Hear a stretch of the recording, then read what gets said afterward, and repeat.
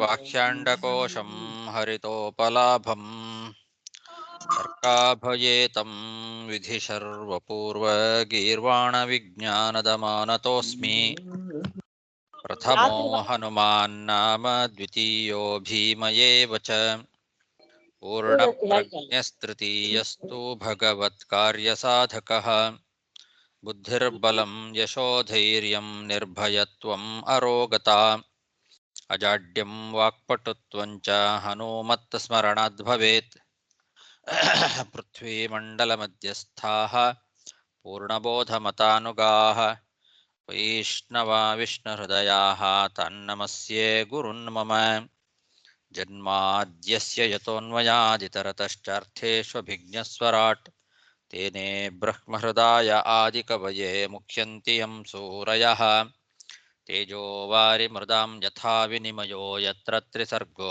ಮೃಷಾ ಧಾಮ್ನಾ ಸ್ವೇನ ಸದಾ ನಿರಸ್ತಕುಹಕಂ ಸತ್ಯಂ ಪರಂ ಧೀಮಹಿ ಸೃಷ್ಟಿಸ್ಥಿತ್ಯಪ್ಯೇಹಾನೀತಿದೃಶಿತಮೋ ಬಂಧಮೋಕ್ಷಾಶ್ಚ ಯಸ್ಮಾದಸ್ಯ ಶ್ರೀಬ್ರಹ್ಮರುದ್ರಪ್ರಭೃತಿಸುರನರದ್ವೇಷಶತ್ರುತ್ಮಕಸ್ಯ ವಿಷ್ಣೋರ್ವ್ಯಸ್ತಾಃ ಸಮಸ್ತಾಃ ಸಕಲಗುಣನಿಧಿಃ ಸರ್ವದೋಷವ್ಯಪೇತಃ ಪೂರ್ಣಾನಂದೋ ವ್ಯಯೋ ಯೋ ಗುರುರಪಿ ಪರಮಃ ಚಿಂತಯೇತಂ ಮಹಾಂತಂ ಯಂ ಪ್ರವ್ರಜन्तಮನುಪೇತಮಪೇತಕೃತ್ಯಂ ದ್ವೈಪಾಯನೋ ವಿರಹಕಾತರ ಆಜುಹಾವ ಪುತ್ರೇತಿ ತನ್ಮಯತಯಾ ತರವೋಪಿ ನೇದುಃ तं ಸರ್ವಭೂತಹೃದಯಂ ಮುನಿಮಾನತೋಸ್ಮಿ ಶ್ರೀಗುರುಭ್ಯೋ ನಮಃ ಹರಿ ಓಂ. ಶ್ರೀಮದ್ಭಾಗವತದ ಪಂಚಮ ಸ್ಕಂಧದ 2ನೇ ಅಧ್ಯಾಯದಲ್ಲಿ ಇವತ್ತು 17ನೇ ಶ್ಲೋಕ. ನ ತ್ವಾಂ ತ್ಯಜಾಮಿ ದಯಿತಾಂ ದ್ವಿಜದೇವದತ್ತಂ ಯಸ್ಮಿನ್ ಮನೋ ದೃಗಪಿ ವಾ ನ ವಿಯಾತಿ ಲಗ್ನಂ ಮಾಂ ಚಾರು ಶೃಂಗಾರ್ಹಸಿ ನೇತು ಮನೋರಥಂ ತೇ ಚಿತ್ತಂ ಯತ ಪ್ರತಿಸರಂತು ಶಿವಾ ಸಚಿವ್ಯಃ.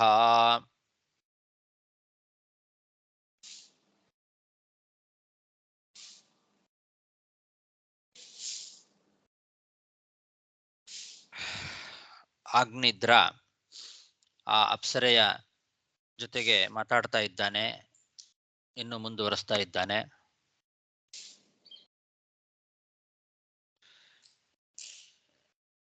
ದ್ವಿಜ ಅಂತ ಇಲ್ಲಿ ಪುನಃ ಸಂಬೋಧನೆ ಮಾಡಿದ್ದಾನೆ. ಎಲೆ ಮುನಿಯೇ,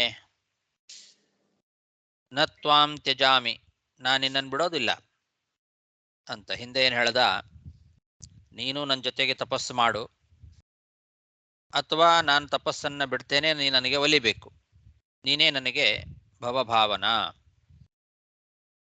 ಅಂತಂದಿದ್ದ. ಈಗ ಹೇಳ್ತಾನೆ, ನೀನು ನನಗೆ ಬೇಕೇ ಬೇಕು, ನಿನ್ನನ್ನು ಬಿಡೋಲ್ಲ ನಾನು.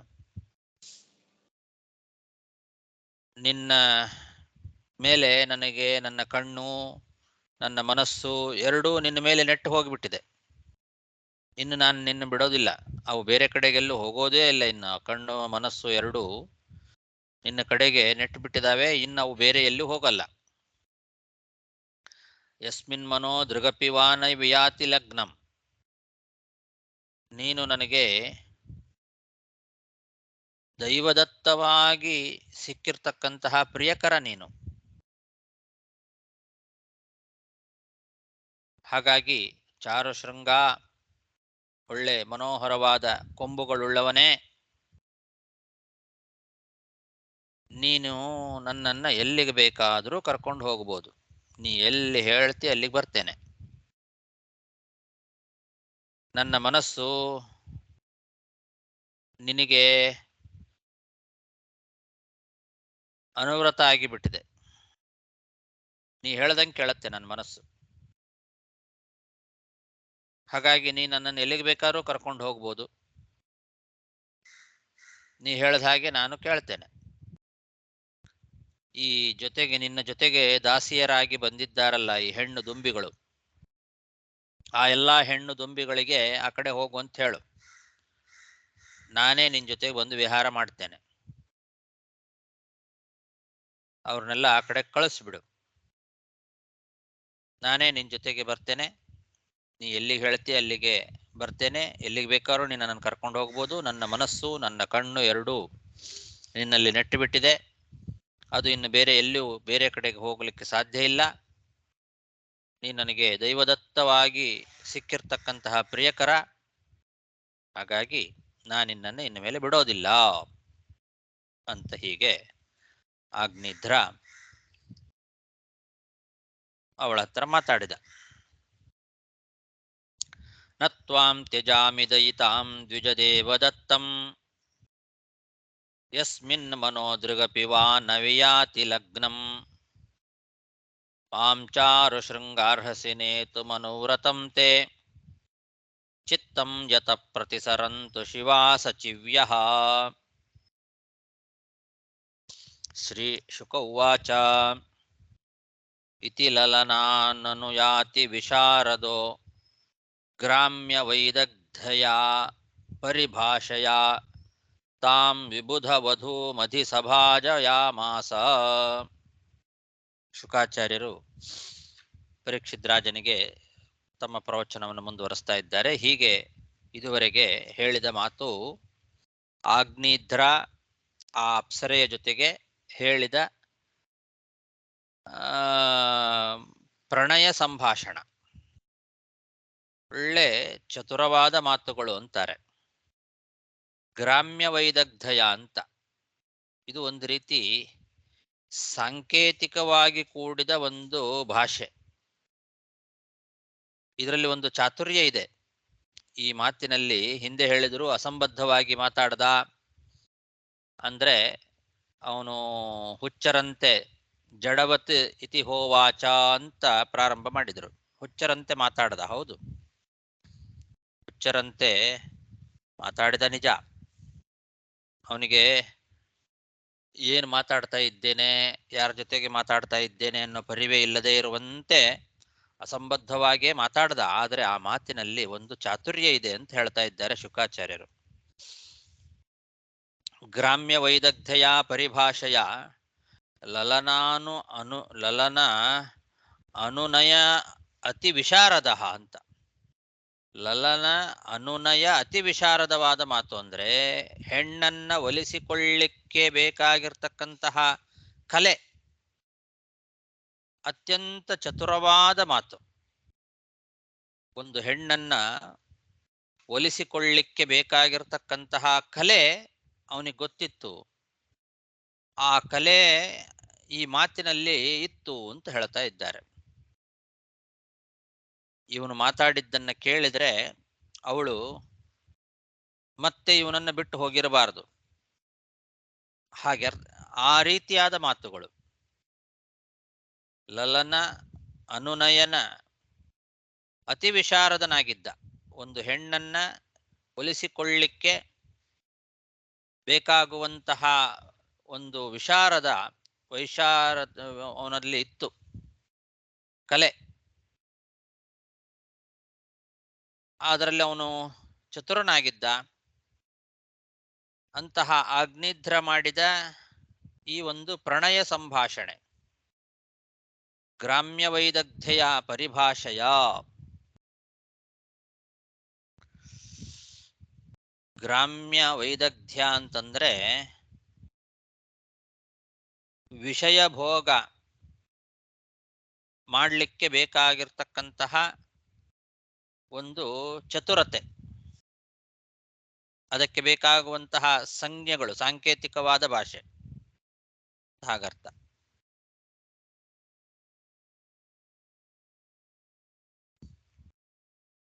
ವಿಷಯ ಭೋಗ ಕಥಾದಲ್ಲಿ ಕೌಶಲತೆ, ಅದಕ್ಕೆ ಬೇಕಾಗುವಂತಹ ಪರಿಭಾಷಾ.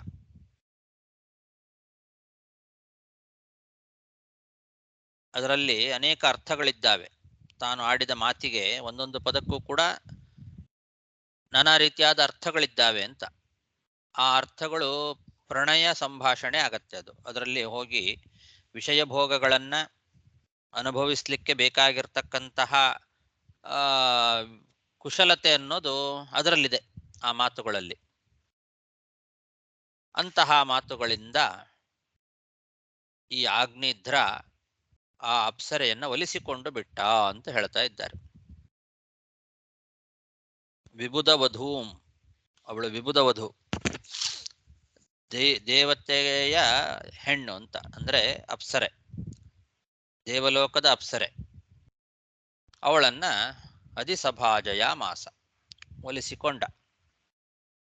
ಇವನು ಆಡಿದ ಮಾತಿಗೆ ಅವಳು ಒಲಿದು ಬಿಟ್ಲು ಅಂತ ಶುಕಾಚಾರ್ಯರು ಹೇಳ್ತಾ ಇದ್ದಾರೆ.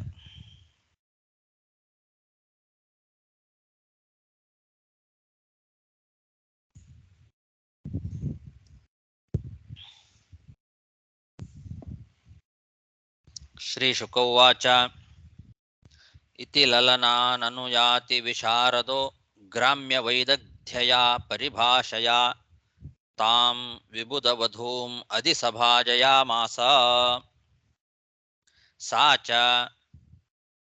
ತತಸ್ತಸ್ಯ ವೀರಯೂಥಪತೇಃ ಬುದ್ಧಿಶೀಲರೂಪವಿದ್ಯಾವಯಶ್ರೀಯೌದಾರ್ಯೈಃ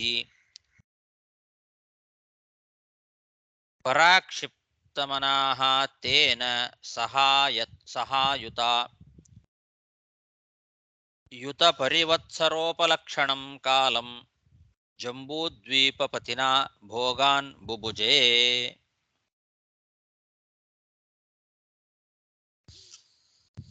ಅವಳು ಈ ಆಗ್ನಿಧ್ರ ಏನಿದ್ದಾನಲ್ಲ, ವೀರಯೂಥಪತಿ, ವೀರಾಧಿ ವೀರರಿಗೆಲ್ಲ ನಾಯಕ ಅಂತ ಅರ್ಥ. ವೀರಯೂಥಪತಿ ಆಗ್ನಿಧ್ರ ಮಹಾ ಪರಾಕ್ರಮಿ. ವೀರರು ಅಂತ ಯಾರ್ಯಾರಿದ್ದಾರೆ ಆ ವೀರರ ಸಮೂಹಕ್ಕೆ ಒಡೆಯ ಅಂತ. ವೀರಯೂಥಗಳಿಗೆ ಪತಿ, ವೀರಾಧಿ ವೀರರಿಗೆಲ್ಲ ಒಡೆಯ, ನಾಯಕ. ಅಂತಹ ಈ ಆಗ್ನಿಧ್ರನ ಬುದ್ಧಿ, ಅವನ ಶೀಲ, ಅವನ ರೂಪ, ಅವನ ವಿದ್ಯೆ, ಅವನ ವಯಸ್ಸು, ಅವನ ಕಾಂತಿ, ಅವನ ಔದಾರ್ಯ ಮೊದಲಾದ ಗುಣಗಳಿಗೆ ಪೂರ್ತಿ ಮನಸೋತು ಬಿಟ್ಟಿದ್ಲು. ಬುದ್ಧಿ ಶೀಲ ರೂಪ ವಿದ್ಯಾ ವಯಶ್ರೀ ಔದಾರ್ಯೈಹಿ ಅಂತ. ಆ ಆಗ್ನಿಧ್ರನ ಬುದ್ಧಿ, ಅವನ ಶೀಲ, ಅವನ ರೂಪ, ವಿದ್ಯೆ, ವಯಸ್ಸು, ಕಾಂತಿ, ಔದಾರ್ಯ ಮೊದಲಾದ ಗುಣಗಳಿಗೆ ಪೂರ್ತಿ ಪರಾಕ್ಷಿಪ್ತ ಮನಃ, ಮನಸ್ಸೋತು ಬಿಟ್ಟಿದ್ಲು. ಹಾಗಾಗಿ ಅವನ ಜೊತೆಗೆ ಅನೇಕ ಸಾವಿರ ವರ್ಷಗಳ ಕಾಲ ಯುತ ಪರಿವತ್ಸರೋಪಲಕ್ಷಣಂ ಅಂತ, ಅನೇಕ ಸಾವಿರ ವರ್ಷಗಳ, ಸಾವಿರ ವರ್ಷಗಳ ಕಾಲವರೆಗೂ ಕೂಡ ಜಂಬೂದ್ವೀಪ ಒಡೆಯನಾಗಿರ್ತಕ್ಕಂತಹ ಆ ಆಗ್ನಿಧ್ರನ ಜೊತೆಗೆ ಅನೇಕ ಭೋಗಗಳನ್ನು ಅನುಭವಿಸಿದಳು. ಆ ಅಪ್ಸರೆ ಆಗ್ನಿಧ್ರನ ಜೊತೆಯಲ್ಲಿ ಅನೇಕ ಸಾವಿರ ವರ್ಷಗಳ ಕಾಲ ಅಂತ, ಎಷ್ಟು ಸಾವಿರ ಅಂತ ಹೇಳೋದಿಲ್ಲ.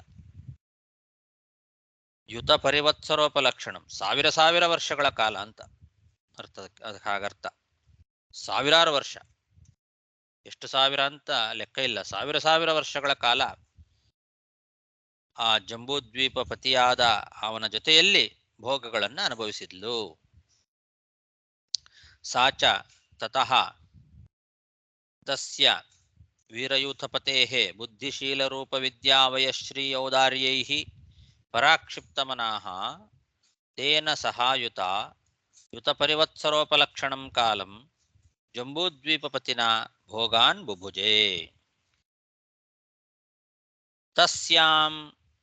ತಸ್ಯಾಮು ಹವಾ ಆತ್ಮಜಾನ್ ಸ ರಾಜವರಃ ಆಗ್ನಿಧ್ರೋ ನಾಭಿ ಕಿಂಪುರುಷ ಹರಿವರ್ಷ ಇಳಾವೃತ ರಮ್ಯಕ ಹಿರಣ್ಮಯ ಕುರುಭದ್ರಾಶ್ವ ಕೇತುಮಾಲ ಸಂಜ್ಞಾನ್ ನವ ಅಜನಯತ್.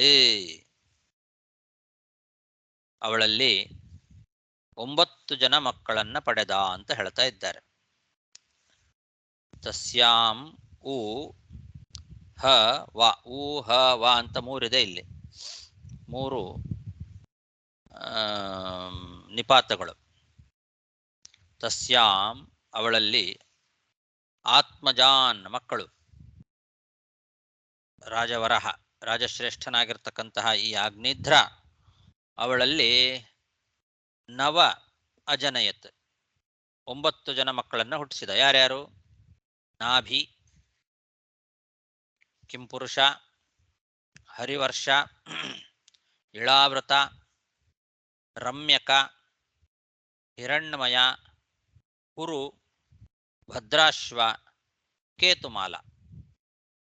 ಹೀಗೆ 9 ಜನ 9 ಜನ ಮಕ್ಕಳು ಆ ಪೂರ್ವಚಿತ್ತಿ ಎಂಬತಕ್ಕಂತಹ ಅಪ್ಸರೆಗೆ ಆಗ್ನೇಧ್ರನಿಂದ ಹುಟ್ಟಿರ್ತಕ್ಕಂಥವರು ಈ 9 ಜನ ಮಕ್ಕಳು. ಸಾ ಸೂತ್ವಾತು ಪುತ್ರಾನ್ ನವಾನುವತ್ಸರಂ ಗೃಹೇ ಏವ ಅಪಹಾಯ ಪೂರ್ವಚಿತ್ತಿ ಭೂಯಃ ಏವ ಅಜಂ ದೇವಂ ಉಪತಸ್ಥೆ. ಆಮೇಲೆ ಏನಾಯ್ತು ಅಂದ್ರೆ, ಈ ಪೂರ್ವಚಿತ್ತಿ ವರ್ಷಕ್ಕೆ ಒಬ್ಬ ಮಕ್ಕಳಂತೆ 9 ಮಂದಿ ಮಕ್ಕಳನ್ನ ಹಡೆದು ಆಮೇಲೆ ಅರಮನೆ ಬಿಟ್ಟು ಹೋಗೇ ಬಿಟ್ಲು. ಈ 9 ಜನ ಮಕ್ಕಳನ್ನ ಕೊಟ್ಟು ಅರಮನೆ ಬಿಟ್ಟು ಹೋಗಿಬಿಟ್ಲಂತೆ. ಮತ್ತೆ ಬ್ರಹ್ಮದೇವರ ಆಸ್ಥಾನಕ್ಕೆ ಹೋಗಿದ್ದಾಳೆ. ಬ್ರಹ್ಮದೇವರ ಆಸ್ಥಾನದಿಂದ ಬಂದಂತಹ ಅಪ್ಸರೆ ಅವಳು. ಮತ್ತೆ ಅದೇ ಬ್ರಹ್ಮದೇವರ ಸೇವೆಗೋಸ್ಕರ ಅಲ್ಲಿಗೆ ಹೋದ್ಲು. ಭೂಯಃ ಏವ ಅಜಂ ದೇವಂ ಉಪತಸ್ಥೆ. ಮತ್ತೆ ಅಜಂ ದೇವಂ ಅಂದ್ರೆ ಬ್ರಹ್ಮದೇವರು, ಆ ಬ್ರಹ್ಮದೇವರ ಆಸ್ಥಾನಕ್ಕೆ ಮತ್ತೆ ಹೋಗಿದ್ದಾಳೆ. ದಿನಕ್ಕೆ ಅಲ್ಲ, ಒಂದು ವರ್ಷಕ್ಕೆ ಒಬ್ಬರಂತೆ. ನವ ಅನುವತ್ಸರಂ ಅಂತ, ವರ್ಷಕ್ಕೆ ಒಬ್ಬ ಮಕ್ಕಳು, 1 ವರ್ಷ ಡಿಫ್ರೆನ್ಸ್ ಇವರಿಗೆ. ಮೊದಲು ನಾಭಿ ಅನ್ನೋನು ದೊಡ್ಡವನು, ನಾಭಿ ಆದಮೇಲೆ ಕಿಂಪುರುಷ, ಆಮೇಲೆ ಹರಿವರ್ಷ, ಇಲಾವೃತ ಅಂತ ಹೀಗೆ ವರ್ಷಕ್ಕೆ ಒಬ್ಬೊಬ್ಬ ಮಕ್ಕಳು. ಮೊದಲು ಸಾವಿರ ವರ್ಷಗಳ ಕಾಲ ಅವನ ಜೊತೆಗೆ ವಿಹಾರ ಮಾಡಿದ್ಲು. ಅದೆಲ್ಲ ಆದ ಮೇಲೆ ಕೊನೆ 9 ವರ್ಷ, ಅವಳು ಹೋಗೋದಕ್ಕಿಂತ ಮುಂಚೆ ಕೊನೆ 10 ವರ್ಷ ಇನ್ನು ಬಾಕಿ ಇರುವಾಗ ವಿಚಾರ ಮಾಡಿದ್ಲು, ಇನ್ನು ನಾನು ಇವನಿಗೆ ಮಕ್ಕಳನ್ನ ಸೃಷ್ಟಿ ಮಾಡಿ ಹೊರಡೋಣ ಅಂತ ವಿಚಾರ ಮಾಡಿದ್ಲು. ಹಾಗಾಗಿ ವರ್ಷಕ್ಕೆ ಒಬ್ಬರಂತೆ 9 ವರ್ಷ 9 ಮಕ್ಕಳನ್ನ ಹಡೆದು ಹೊರಟ್ಲು. ತಸ್ಯಾಮು ಹವಾ ಆತ್ಮಜಾನ್ ಸ ರಾಜವರಃ ಆಗ್ನೇಧ್ರೋ ನಾಭಿ ಕಿಂಪುರುಷ ಹರಿವರ್ಷ ಇಳಾವೃತ ರಮ್ಯಕ ಹಿರಣ್ಮಯ ಕುರು ಭದ್ರಾಶ್ವ ಕೇತಮಾಲ ಸಂಜ್ಞಾನ್ ನವ ಅಜನಯತ್. ಸಾ ಸೂತ್ವಾತು ಪುತ್ರಾನ್ ನವ ಅನುವತ್ಸರಂ ಗೃಹೇ ಏವ ಅಪಹಾಯ ಪೂರ್ವಚಿತ್ತಿ ಭೂಯ ಏವ ಅಜಂ ದೇವಂ ಉಪತಸ್ಥೆ. ಆಗ್ನೇಧ್ರಸುತಾಃ ತೇ ಮಾತುಃ ಅನುಗ್ರಹಾತ್ ಔತ್ಪತ್ತಿಕೇನೈವ ಸಂಹನನ ಬಲೋಪೇತಾಃ ಪಿತ್ರಾ ವಿಭಕ್ತಾನ್ಯ ಆತ್ಮತುಲ್ಯನಾಮಾನಿ ಯಥಾಭಾಗಂ ಜಂಬೂದ್ವೀಪವರ್ಷಾಣಿ ಬುಭುಜುಃ. ಹೀಗೆ ಆಗ್ನೇಧ್ರ 9 ಮಕ್ಕಳನ್ನ ಪಡ್ಕೊಂಡ ಅವಳಿಂದ. ಪೂರ್ವಚಿತ್ತಿ ಅಂತ ಅವಳ ಹೆಸರು. ಬಹಳ ಶ್ರೇಷ್ಠಳಾದಂತಹ ಅಪ್ಸರೆ ಅವಳು. ಬ್ರಹ್ಮದೇವರ ಆಸ್ಥಾನದಲ್ಲಿ ಬ್ರಹ್ಮದೇವರ ಗಾನ ಮಾಡತಕ್ಕಂತಹ ಅವಳು. ಹಾಗಾಗಿ ಅವಳ ಅನುಗ್ರಹದಿಂದ ಹುಟ್ಟಿರ್ತಕ್ಕಂತಹ ಮಕ್ಕಳು ಈ 9 ಜನ. ಸಹಜವಾಗಿಯೇ ಅವರಲ್ಲಿ ದೇಹದಾರ್ಢ್ಯ, ಬಲ ಎಲ್ಲ ಇತ್ತು ಅಂತ ಹೇಳ್ತಾ ಇದ್ದಾರೆ. ತಾಯಿಯ ಅನುಗ್ರಹದಿಂದ ಬಂದಿತ್ತಂತೆ. ಪೂರ್ವಚಿತ್ತಿ ಎಂಬಂತಹ ಉತ್ತಮ ಅಪ್ಸರೆ, ಹಾಗಾಗಿ ಅವಳ ಮಕ್ಕಳಾದ್ದರಿಂದ ಅಂತ. ಮಾತುಹು ಅನುಗ್ರಹಾತ್ ಅಂತಾನೆ ಹೇಳ್ತಾ ಇದ್ದಾರೆ. ಇಲ್ಲಿ ಪ್ರಧಾನ ಅವಳೆ. ಮಾತುಹು ಅನುಗ್ರಹಾತ್ ಔತ್ಪತ್ತಿಕೇನ, ಹುಟ್ಟಿನಿಂದಲೇನೆ ಅಂತ ಅರ್ಥ. ಸ್ವಭಾವದಿಂದಲೇನೆ ಅವರಿಗೆ ಉತ್ತಮವಾದ ಬಲ, ಸಂಹನನ ಬಲೋಪೇತಾಹ ಅಂತ. ಹುಟ್ಟಿನಿಂದಲೇ ಸಂಹನನ ಬಲ. ಸಂಹನನ ಅಂದ್ರೆ ದೇಹದಾರ್ಢ್ಯ, ದೇಹದಲ್ಲಿ ಒಂದು ಒಳ್ಳೆ ಪುಷ್ಟಿ. ಸಂಹನನ ಬಲ ಇದರಿಂದ ಕೂಡಿರ್ತಕ್ಕಂಥವರಾಗಿದ್ದರು ಆ 9 ಜನರು ಕೂಡ. ಅದು ಔತ್ಪತ್ತಿಕೇನೈವ ಅಂತ ಹುಟ್ಟಿನಿಂದಲೇ ಬಂದಿತ್ತು. ಯಾಕೆ? ಮಾತು ಅನುಗ್ರಹಾತ್, ತಾಯಿಯ ಅನುಗ್ರಹದಿಂದ. ಆ ತಾಯಿ ಬ್ರಹ್ಮದೇವರ ಆಸ್ಥಾನದಲ್ಲಿ ಉತ್ತಮಳಾದಂತಹ ಅಪ್ಸರೆ, ಗಾನ ಮಾಡ್ತಕ್ಕಂತಹ ಅಪ್ಸರೆ ಅವಳು. ಹಾಗಾಗಿ ಸಾಧಾರಣ ದೇವಲೋಕದ ಅಪ್ಸರೆಯರೇ ಮಹಾ ಅನುಗ್ರಾಹಕ ಶಕ್ತಿ ಉಳ್ಳವರಾಗಿರ್ತಾರೆ. ದೇವಲೋಕದಲ್ಲಿ ಅಪ್ಸರೆಯರು ಬಹಳ ಜನ ಇದ್ದಾರೆ. ಅವ್ರಿಗೇನೆ ಒಂದು ಅದ್ಭುತವಾದ ಶಕ್ತಿ ಇರ್ತದೆ. ಆ ದೇವಲೋಕದ ಅಪ್ಸರೆಯರಿಗಿಂತಲೂ ಕೂಡ ಬ್ರಹ್ಮಲೋಕದ ಸಭೆಯಲ್ಲಿ ಗಾನ ಮಾಡ್ತಕ್ಕಂತಹ ಅಪ್ಸರೆಯರು ಬಹಳ ಶ್ರೇಷ್ಠರು. ಆ ರೀತಿ ಬ್ರಹ್ಮಲೋಕದ ಸಭೆಯಲ್ಲಿರುವ ಅಪ್ಸರೆಯರಲ್ಲಿ ಒಬ್ಬಳಿವಳು.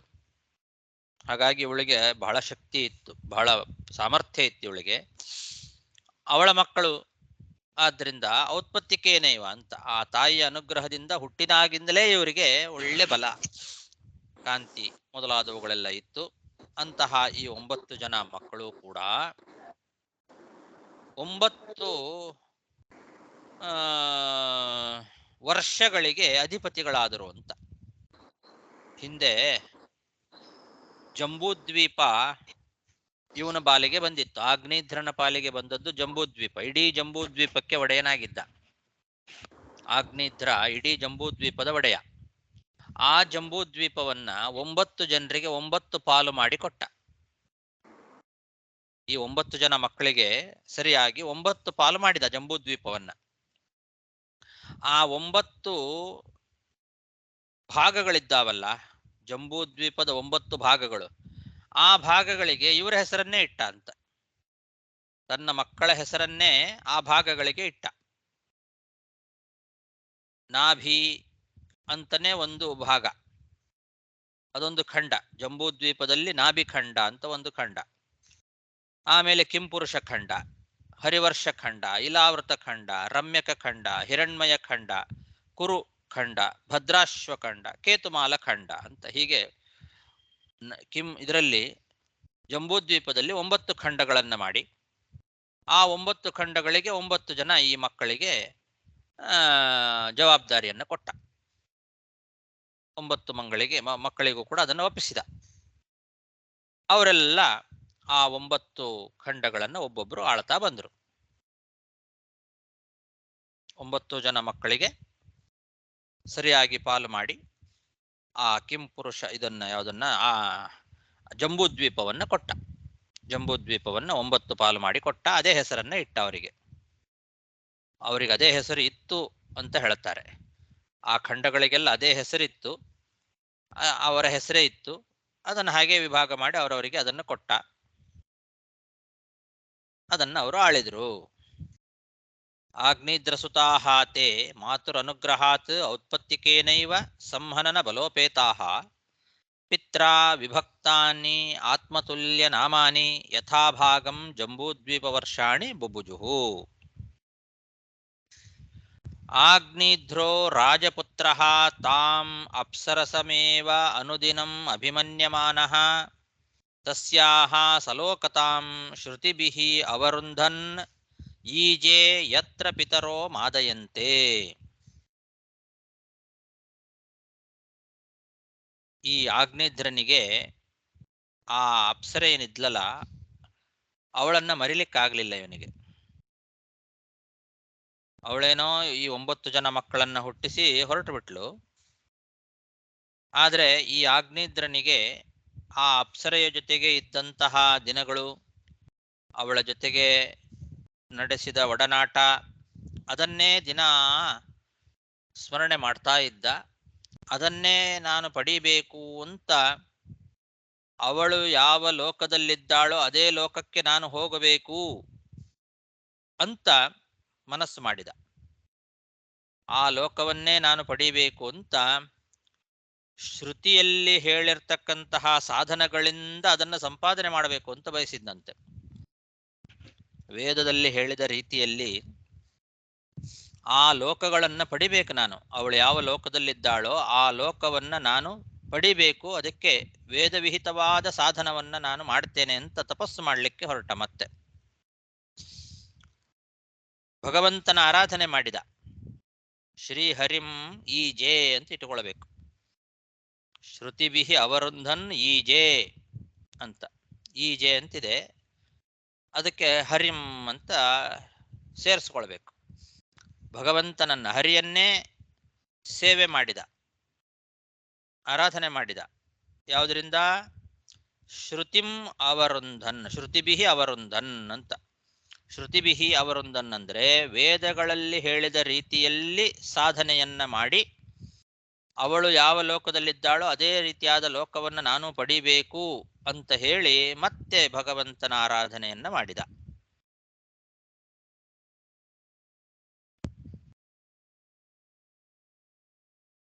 ಅವಳು ಎಲ್ಲಿದ್ದಾಳಲ್ಲ ಆ ಲೋಕದಲ್ಲಿ ಪಿತೃದೇವತೆಗಳೆಲ್ಲ ವಾಸ ಮಾಡಿಕೊಂಡಿದ್ದಾರಂತೆ.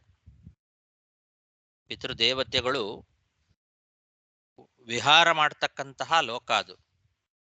ಅಂತಹ ಲೋಕದಲ್ಲಿ ಅವಳಿದ್ದಾಳೆ. ಅಲ್ಲಿಗೆ ಹೋಗಬೇಕು ಅಂತ ತಾನೂ ಕೂಡ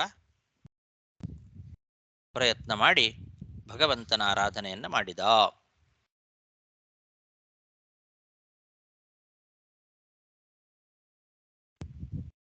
ಆಗ್ನಿಧ್ರೋ ರಾಜಪುತ್ರ ತಾಂ ಅಪ್ಸರಸಮೇವ ಅನುದಿನಂ ಅಭಿಮನ್ಯಮಾನಃ.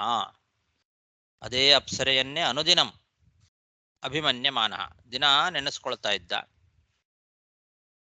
ಅವಳನ್ನ. ತಸ್ಯಾಹ ಸಲೋಕತಾಂ, ಅವಳ ಸಲೋಕತ ಅಂದ್ರೆ ಅವಳು ಇರುವ ಲೋಕಕ್ಕೆ ಸಮಾನವಾದ ಲೋಕವನ್ನು ನಾನು ಪಡಿಬೇಕು ಅಂತ ಅವರುಂಧನ್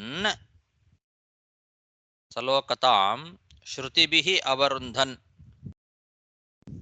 ಅದನ್ನು ಪಡಿಬೇಕು ಅಂತ ಬಯಸಿ ಶ್ರುತಿಭಿ ಈಜೆ ಅಂತ ಅಲ್ಲಿಗನ್ವಯ. ಸಲೋಕತಾಂ ಅವರುಂಧನ್ ಶ್ರುತಿಭಿ ಈಜೆ ಅಂತ ಹಿಂದೆ ಮುಂದೆ ಮಾಡ್ಕೊಳ್ಬೇಕು. ಅವಳ ಸಲೋಕತಾಂ ಅವರುಂಧನ್, ಸಲೋಕತಾವನ್ನ ಪಡಿಬೇಕು ಅಂತ ಅಪೇಕ್ಷೆ ಪಟ್ಟು ಶ್ರುತಿಭಿ ವೇದೋಕ್ತವಾದ ಸಾಧನಗಳಿಂದ ಹರಿಂ ಈಜೆ ಅಂತ, ಹರಿಂ ಅನ್ನೋದನ್ನು ಮಧ್ಯದಲ್ಲಿ ಸೇರಿಸ್ಕೊಳ್ಬೇಕು.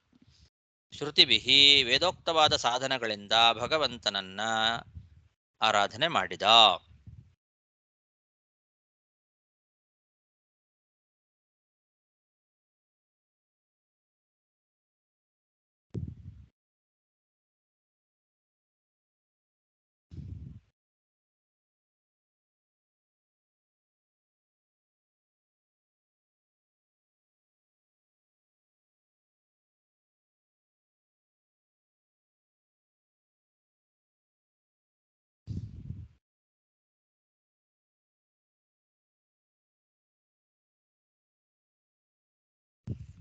ಆ ಲೋಕ ಯತ್ರ ಪಿತರೋ ಮಾದಯಂತೆ, ಯಾವ ಆ ಅಪ್ಸರೆ ವಾಸ ಮಾಡ್ಕೊಂಡಿರ್ತಕ್ಕಂಥ ಲೋಕ ಇದೆಯೋ ಆ ಲೋಕದಲ್ಲಿ ಪಿತರೋ ಮಾದಯಂತೆ, ಪಿತೃಗಳೆಲ್ಲ ವಿಹಾರ ಮಾಡ್ತಾ ಇದ್ದಾರೆ, ಅಂತಹ ಲೋಕ.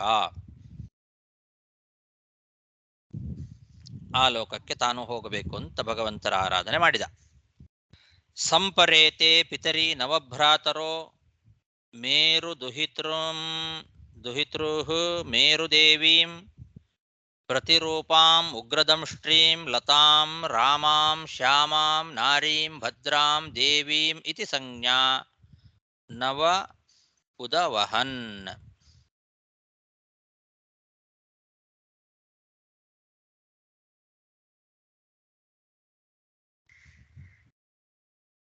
ಈ ರೀತಿ ಆಗ್ನಿದ್ರ ಆಲೋಚನೆಯನ್ನ ಮಾಡಿ ಅವಳ ಲೋಕವನ್ನೇ ಪಡಿಬೇಕು ಅಂತ ಭಗವಂತನ ಆರಾಧನೆ ಮಾಡಲಿಕ್ಕೆ ಪ್ರಾರಂಭ ಮಾಡಿ, ಅಲ್ಲೇ ತಪಸ್ಸು ಮಾಡ್ತಾ ಮಾಡ್ತಾ ಮಾಡ್ತಾ ಪ್ರಾಣತ್ಯಾಗ ಮಾಡಿದ. ಆ ರೀತಿ ಆಗ್ನಿದ್ರ ಸತ್ತ ಮೇಲೆ ಈ 9 ಜನ ಮಕ್ಕಳಿದ್ರಲ್ಲ, ನವಭ್ರಾತರಹ, ಅಣ್ಣ ತಮ್ಮಂದಿರು 9 ಜನ, ಇವರು 9 ಜನ ಕನ್ಯೆಯರನ್ನ ಮದುವೆ ಮಾಡಿಕೊಂಡ್ರು ಅಂತ ಹೇಳ್ತಾ ಇದ್ದಾರೆ. ಯಾರವರು ಅಂದ್ರೆ ಮೇರುದೇವಿಯ ಮಕ್ಕಳು.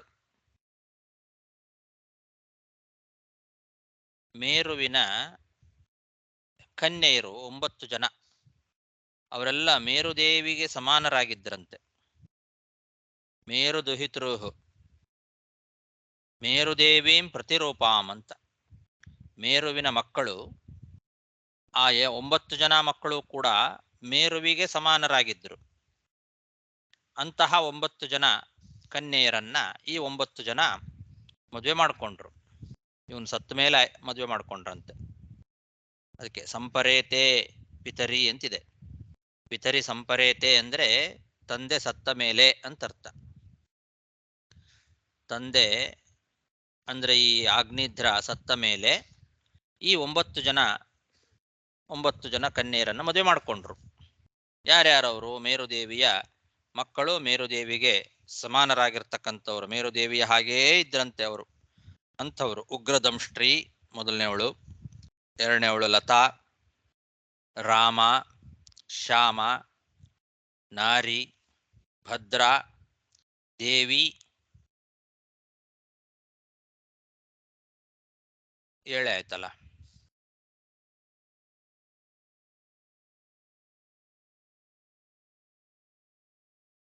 ಮೇರುದೇವಿ ಅಂತಾನೆ ಒಂದು ಹೆಸರು. ಮೇರುದೇವಿ, ಆಮೇಲೆ ಪ್ರತಿರೂಪ, ಉಗ್ರದಂಷ್ಟ್ರಿ, ಲತಾ, ರಾಮ, ಶ್ಯಾಮ, ನಾರಿ, ಭದ್ರ, ದೇವಿ ಅಂತ ಹೀಗೆ. ಮೊದಲನೇವಳೆ ಮೇರುದೇವಿ ಅಂತಾನೆ ಹೆಸರು. ಎಲ್ಲ ಮೇರುದೇವಿಯ ಮಕ್ಕಳು. ಮೊದಲನೇವಳಿಗೆ ಮೇರುದೇವಿ ಅಂತಾನೆ ಹೆಸರು. ಎರಡನೇವಳು ಪ್ರತಿರೂಪ, ಮೂರನೇವಳು ಉಗ್ರದಂಷ್ಟ್ರಿ, ನಾಲ್ಕನೇವಳಿಗೆ ಲತಾ, ಐದನೇವಳು ರಾಮ, ಆರನೇವಳು ಶ್ಯಾಮ, ಏಳನೇವಳು ನಾರಿ, ಎಂಟನೇವಳು ಭದ್ರ, ಒಂಬತ್ತನೇವಳು ದೇವಿ. ಹೀಗೆ 9 ಜನ ಮಕ್ಕಳು. ಆ 9 ಜನರನ್ನ ಈ 9 ಜನ ಮದುವೆ ಮಾಡಿಕೊಂಡ್ರು.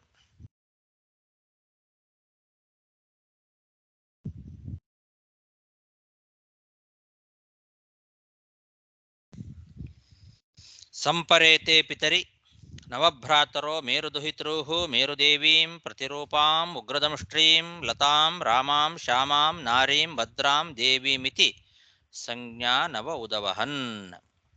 इति श्रीमद्भागवते महापुराणे पारमहंस्याम् अष्टादशसहस्रां संहितायां वैयासिक्यां पंचमस्कन्धे द्वितीयोऽध्यायः. श्रीकृष्णार्पणमस्तु.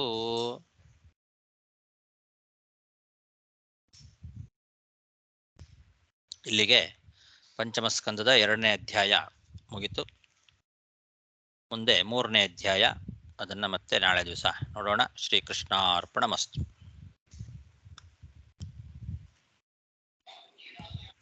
ನಮಸ್ಕಾರ ಆಚಾರ್ಯ. ಧನ್ಯವಾದಗಳು. ನಮಸ್ಕಾರ ಗುರುಗಳೇ. ಧನ್ಯವಾದಗಳು. ಶ್ರೀ ಗುರುಭ್ಯೋ ನಮಃ. ನಮಸ್ಕಾರ ಆಚಾರ್ಯ. ಹರೇ ನಮಃ.